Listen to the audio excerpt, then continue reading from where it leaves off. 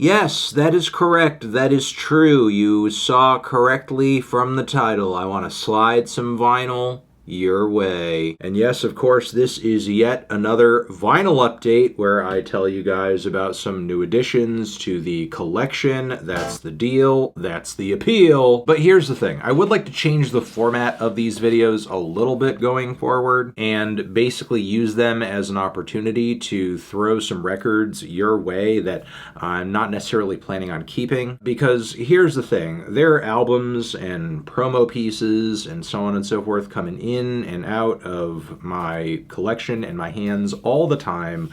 I can't keep them all, even if I wanted to, even the stuff that I like. So again, I thought it would make sense via these videos and the Patreon page to do some random giveaways of some of these albums and doubles that I have that I just can't keep with me because it doesn't make sense. Like, for example, we are going to give away in this video on our Patreon page this fresh copy of Joe Pera's Drifting Off podcast compilation, double LP that he dropped this year. Now, if you guys watched one of my other recent vinyl updates, you know that I featured this in that video, and I opened it up, I listened to it, I enjoyed it, and you know, it's a great record, it's cool, it's fun, it's entertaining, but Joe also slid me another copy over here, and I don't need a sealed one on top of it. That's not to sound ungrateful or anything like that.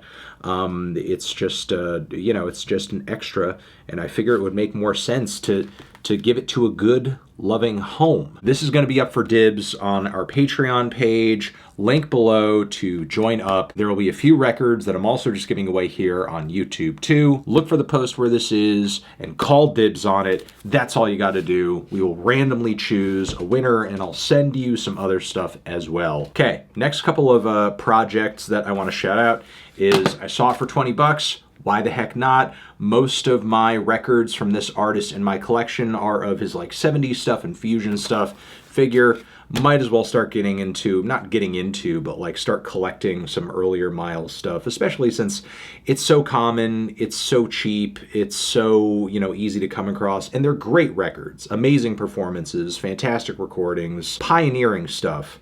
As far as, you know, cool jazz and many modes of jazz are concerned. But, you know, it's a repress, but it still sounded great on the turntable. It's still a nice quality gatefold that is worthy of any music fan's collection. And, you know, I still have a lot of people who listen to my, my takes, my rants, my opinions, and watch my videos on a regular basis who do ask, like, how do I get into jazz, da-da-da-da. It's a very good gateway starter jazz album if you're looking to just, like, kind of get into, you know, the form and sort of, like, understand the band chemistry and the interplay and the trade-offs and the solo sections and so on and so forth.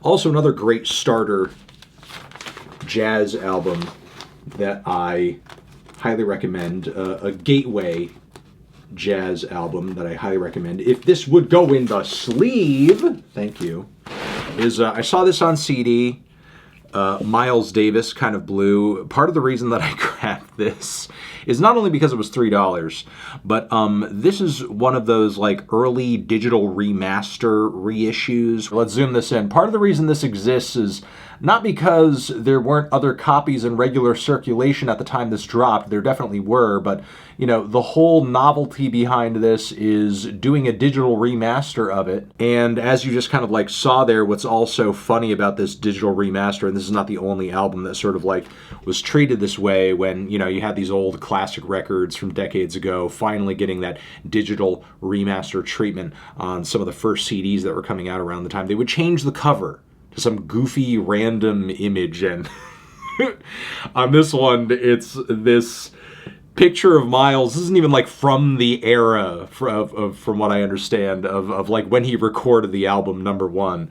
And number two, like it makes it look like it's a live album, but it's not. This is Kind of Blue. Like this is Miles Davis's possibly most celebrated, widely appreciated album, but it's got this goofy cover switch up because of the way they were treating digital remasters at the time. Also wanted to shout this one out.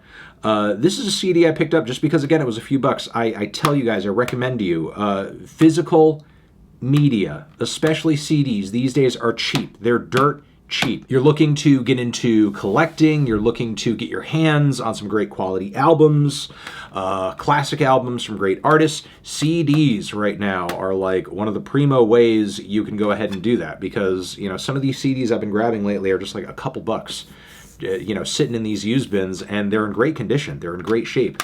This is one that I grabbed for nostalgia purposes, because I don't think there's a CD my mother, shout out to my mom, I don't think there's a CD my mother played in front of me more, front to back, than this one.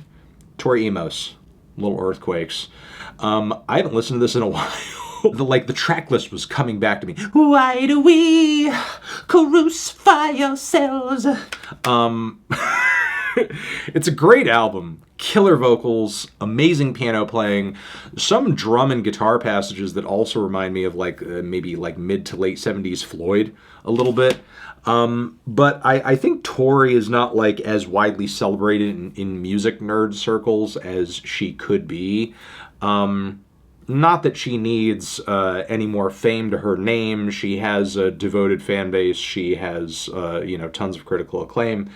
It's not like, she has a marketing problem or anything like that. But I do think there are people who write her off or ignore her or don't exactly dig into her stuff because they see her as wine mom music or maybe Gen Xer music or that sort of thing. But especially with this record, in a lot of ways, this is just as extravagant and whimsical and well sung as any great Kate Bush record. It's just a little bit more piano rock. And the lyrics, Tori's lyrical approach is obviously different as well, and the song structures are a lot hookier and a lot more straightforward. But this is still a great, whimsical art pop, piano rock record that is absolutely worth your time. Just killer performances, front to back, so good, so quality. Tori Amos, Little Earthquakes.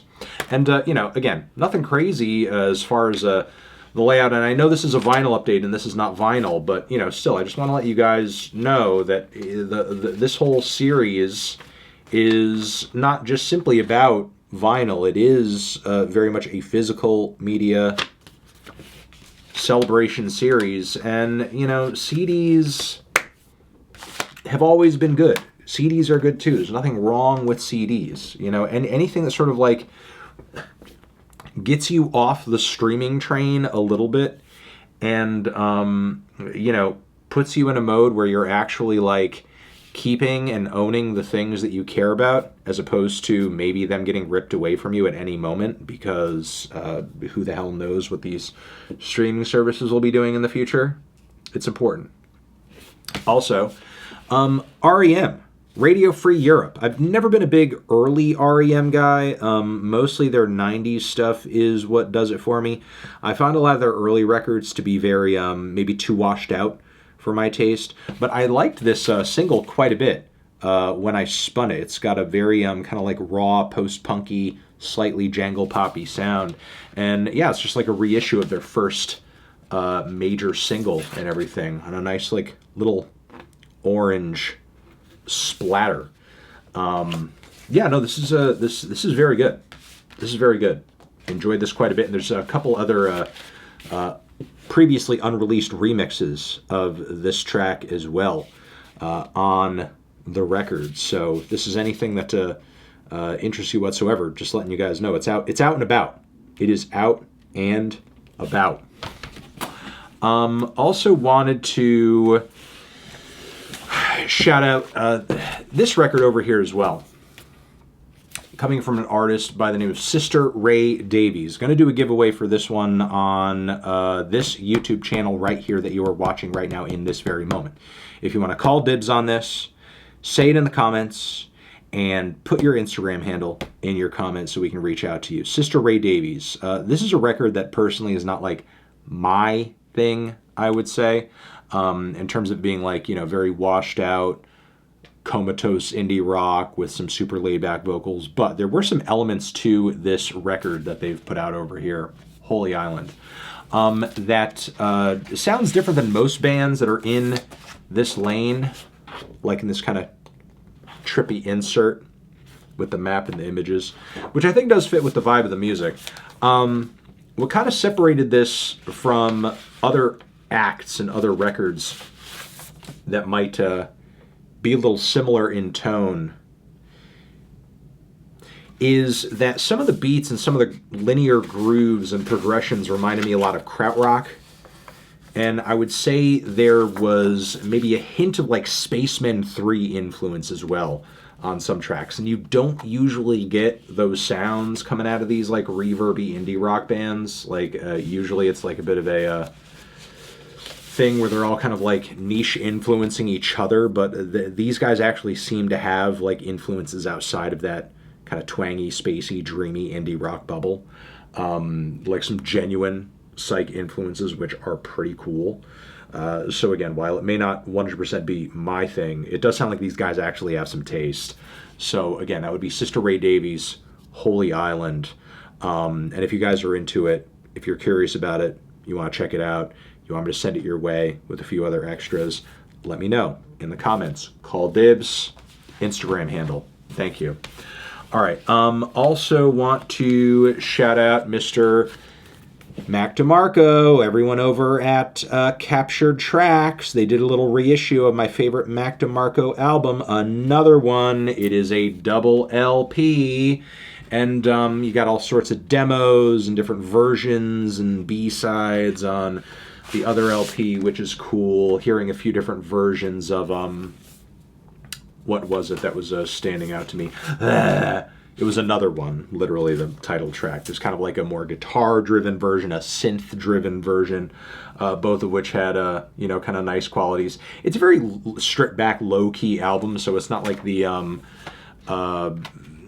demo versions are that much more raw, because those are pretty simple themselves, but it's still a very nice, chill record with great songwriting that still sticks, even though the sound of the instrumentation is so subtle. But you know that if you've heard the record. But this double LP reissue not only comes with, really cool insert with all sorts of photos of, essentially like the recording and, obviously like a little bit of a sort of a message, or not a message, but a story and narrative around how kind of, the record came together. But I'm also loving, kind of the concept behind the vinyl pressing, because you have obviously the sky, horizon, water situation going on. And the vinyl mirrors that essentially with the clear sky, the water base. It's very cool. It's a very cool package. Very nice way to celebrate this album, for sure. Very happy that Captured Tracks came out with this very tasteful, very neat way of remembering this great record, and sort of contemplating all the progression all the time artistically that has passed by in Mac's career since coming out with this project. Obviously, he's like very much on a little bit of an instrumental kick now, and an even more stripped back kick now with a lot of his recent releases, I would say. All right, moving on. Also, this other compilation that I stumbled across randomly and decided to pick up just based upon the way that it looked. If you're at all a garage rock fan, you're pretty much picking this out from like a mile away in terms of like, okay, that looks like a bunch of, random 50s, 60s garage rock type guys. And I just kind of took a chance on it because I was like, this seems like, there could be like 3 or 4 great songs on this thing, like that I wouldn't necessarily, be displeased with. 3 or 4 great songs and maybe a handful of like, kind of interesting ones. But I was actually surprised that I liked way more than just 3 or 4 songs. And I was blown away by just the tone and the vibe of this compilation. Again, Hipsville, 29 BC. It's probably on the internet. You could find it. You can look it up. The performances on this thing are very wild, are very all over the place, are very noisy. I wouldn't say Sonic's noisy, but there are a few tracks that like get close, especially I think Mr. Zeppelin Man, there's like moments where like just everyone in the recording studio is screaming bloody murder over the guitar, like screaming, like literally screaming at the top of their lungs. If I'm remembering that wrong, it's another track on the record. But there's just a point where everyone in the band is just screaming at the top of their lungs, bloody murder. And there are some performances that sound almost like, you know, the band Black Lips stumbled across this compilation, or a bunch of bands on this compilation were like, oh yeah, let's do that. You know, it's that raw, it's that off the rails. I was actually kind of surprised that there weren't a whole lot of records or songs off of this that has surf rock vibe. Maybe 2 tops came across as having a little bit of a surf thing. I thought, you know, at least half this thing would have like some kind of surf energy to it, which I'm not complaining about. I'm not like the biggest surf rock guy in the world. I like it. I think it's cool. But it's not necessarily like, you know, my preferred blend of garage or, you know, bands of that sort of era. Again, like a lot of the energy and a lot of the performances on this thing read as a lot more proto-punk. And there's, you know, again, the compilation's probably online. You can find it really quickly. But if you do happen to get your hand on the record, there's a bunch of cool little blurbs and backstories about every single band on the album. The Sparkles, the Whatnots, the guys who came up from downstairs, the Cowsills, the Vagrants, the Motions, Nick D'Angelo, Farmers, also the Hangmen of Fairfield County, who I guess were from my neck of the woods. You have bands and artists here who are from Texas and from New England. It's really like a range of different groups. It's crazy that there's all these bands from different areas, and it was just curated so well that they all have like this kind of similarly noisy, unhinged kind of vibe to them. So again, if you're looking for some very unhinged, off the rails garage rock, this is like a really, really good compilation to try out and dig into, honestly. All right, a couple more things, a couple more pieces that I want to shout out and give away. Silvana Estrada, her team sent me a couple of records. I am highly appreciative of that, especially this copy of Marchita over here, which I will throw a photo up on the screen over here. Your boy over here is on the sticker. Your boy is on the sticker. Your man's on the sticker over here. I'm going to frame this because you should post your W's. I've been meaning to sort of like frame my copy of the Velvet Underground and Nico with me doing the liner notes. If you guys didn't know, this new vinyl file edition of this Velvet Underground and Nico album, I did the liner notes on it. I've been meaning to put that in a frame. I'll throw this in a frame as well. And it's a great album, one of the best singer-songwriter and folk records to come out of Mexico in recent years. Cool little insert of Miss Estrada. This record and this other one that I'm about to show you as well, just beautiful pressing, beautiful thick pressing over here. Nice quality cardboard on the sleeve as well. Good stuff. There we go. Sorry, forgot about this part. There's a book. Whoa! There's a book. There's an insert. All the lyrics tastefully put together. It's like a poetry book. Again, shout out to Silvana and the team, and very hyped to be on the sticker. Damn. I was also slid a copy of Vendrán, Suaves, Lluvias, Silvana's latest record. I want to give this away to you guys on the YouTube channel. If you're interested in this, call dibs in the comments. Instagram handle as well in the comment, please. And this album has a lot of great vocal performances on it as well. Same quality cardboard sleeve, same quality pressing too. They really went all out on making sure that the whole insert and presentation of these two projects, Estrada's latest albums, are quality and are looking and sounding fantastic. They really killed it on these packages. Also liking this insert that comes with Vendrán. Very well put together. Liking the pink and beige color scheme. There you go. It's really good stuff. If you want it, call dibs in the comments. Let's move on. Last bit. Shout out to Gorilla Toss, who I saw live recently for the first time. It's taken me too long, but I did finally do it. This is their latest record, You're Weird Now, for all of those of you who are watching who are weird now. There you go. It's a great album. One of my favorite albums of the year. Was in my top 10. Really awesome, noisy, post-punky, psych, heavy rock record that is zany as hell, super colorful, super over the top. Stephen Malkmus, Pavement fame, involved as well, doing production on it. And stuff. Trey Anastasio, Fish fame, involved in the record as well. Ryan Beatty, name of the artist who did the cover art, which is so sick. I love this cover art. This is like some of my favorite cover art of the year, honestly. I should probably do a list of my favorite album art of 2025 or something. I also love the back cover, which is really funny.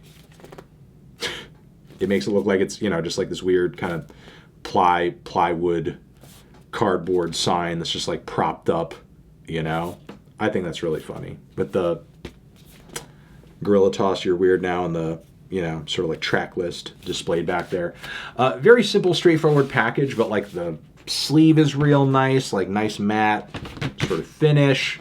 Not sleeve, but, sort of the cover has a nice matte feel to it. The sleeve is very sturdy, well put together too. Not some cheap shit. Thank you, Sub Pop. Nice bright yellow pressing. Very nice. Again, super straightforward, but put on the record a bunch of times, spun it a bunch of times. Sounds fantastic. They did a great job putting this one together, for sure. Also liking the, sort of like collage of photos, which are totally mad in there as well. And when I saw Gorilla Toss live, they slid me some other records as well. I remember this EP over here. Pretty sure this was like one of my favorite EPs of 2019, one that they did for NNA tapes. This one had a much more of a post-punky vibe to it as well. I'm really enjoying the insert on this one as well. That's absolutely mad. Looks like something you see on an ayahuasca trip or whatever.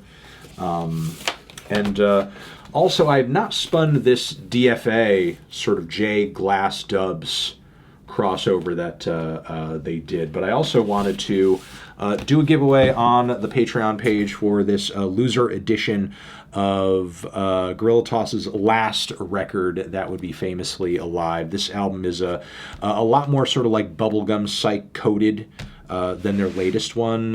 Some 80s guitars here and there, I would say. It's a little more neon colored, I would describe it as when comparing it with their latest record. Still some very good and wild over-the-top songs on here. I just figure, let it go to a good home. Let it go to somebody who's going to be excited to have it. Again, if you want it on our Patreon page, find the post where we posted it, call dibs, and we will reach out to who is randomly chosen to get a hold of that. All right, that is going to be it for this vinyl update. Thank you very much for watching. I will continue to figure out more giveaways for these vinyl videos into the future and get more ambitious with that going into 2026. All of you are the best. Yeah, every single one of you. Every one of you is the best. I will see you guys in the next one. We will be reaching out to those who are calling dibs on some of these albums on YouTube and on Patreon. We'll be doing that over the next few days, so do be looking out for that. And I think that is everything I have to say for now. Anthony Fantano, vinyl update, forever.